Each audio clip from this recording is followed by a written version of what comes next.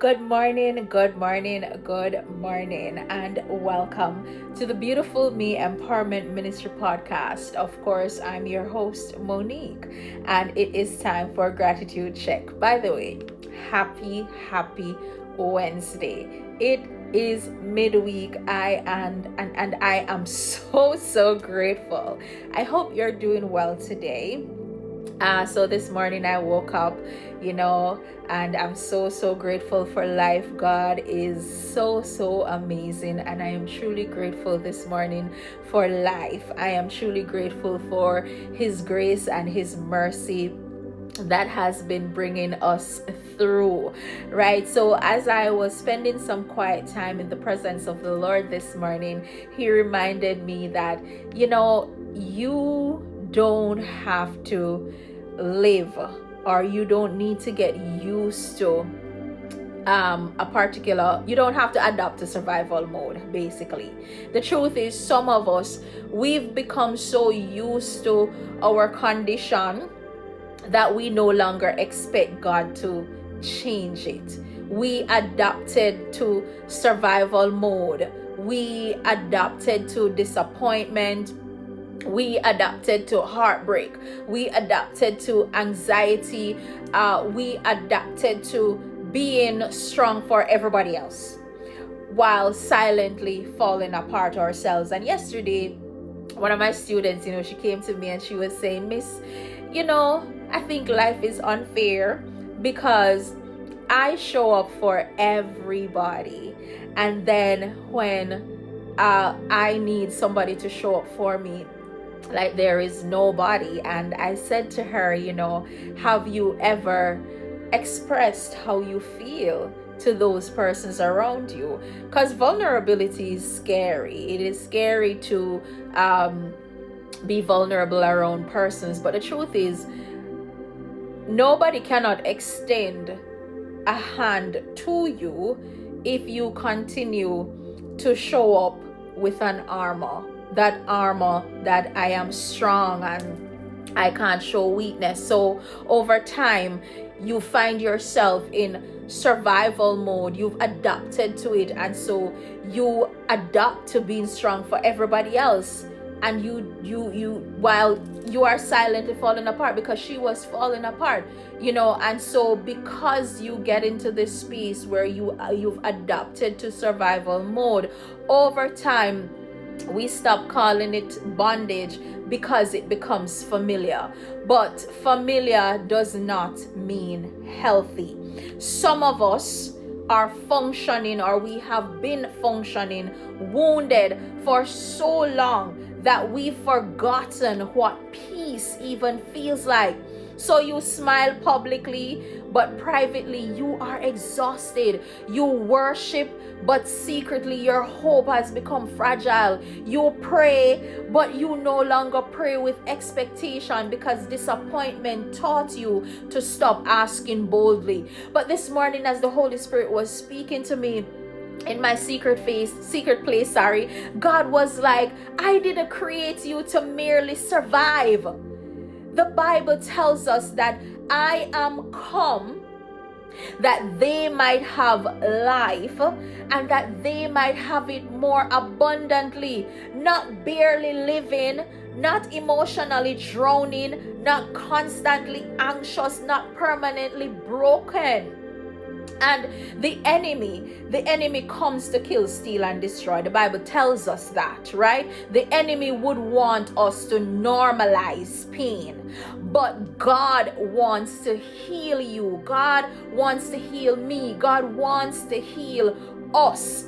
He wants to heal what you learn to hide. The truth is, some of us, we have made permanent homes out of temporary seasons. Right? You unpacked your bags in grief. You decorated your room in fear. You've built emotional homes in rejection and disappointment. But God is saying to us today, this is not where you belong. The season may have hurt you, but it was never meant to define you. And I know that it is scary. Some of us, we are afraid. We are tired. We're tired of waiting. We are tired of hoping. We're tired of praying. We're tired of just trying. But today I want to say to you, do not allow disappointment to convince you that God has forgotten you. Yes, your condition is real, but guess what? Our God is greater. God is greater than the trauma. God is greater than the fear. God is greater than the anxiety. God is greater than the heartbreak. God is greater than the diagnosis.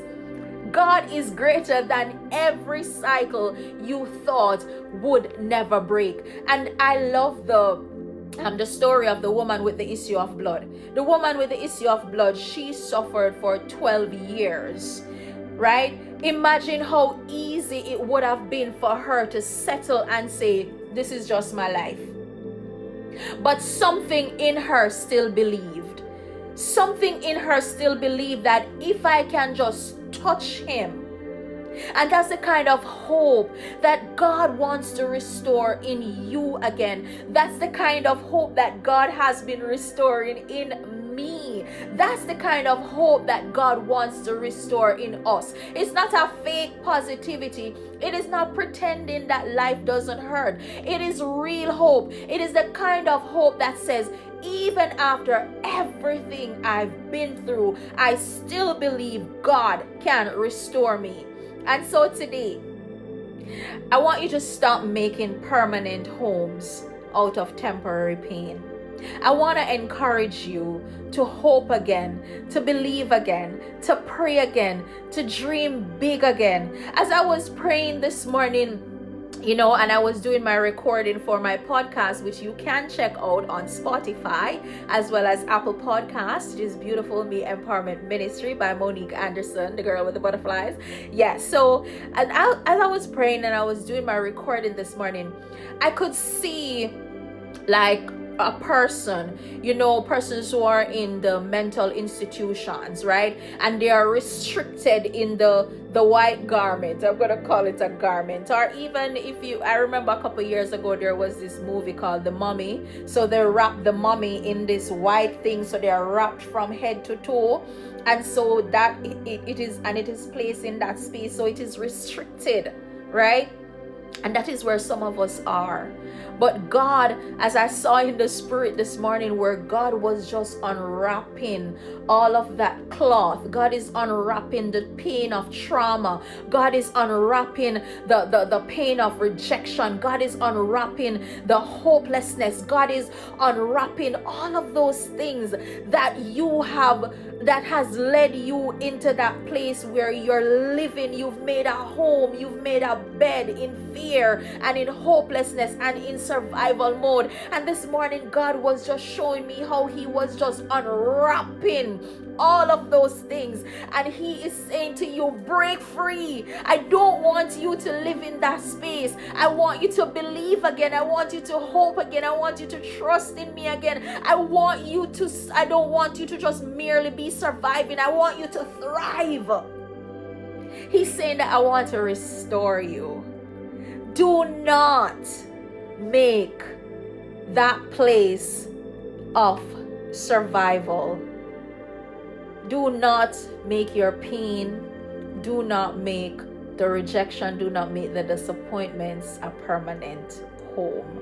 God wants to make you whole, right? God is still greater. He is greater than the pain.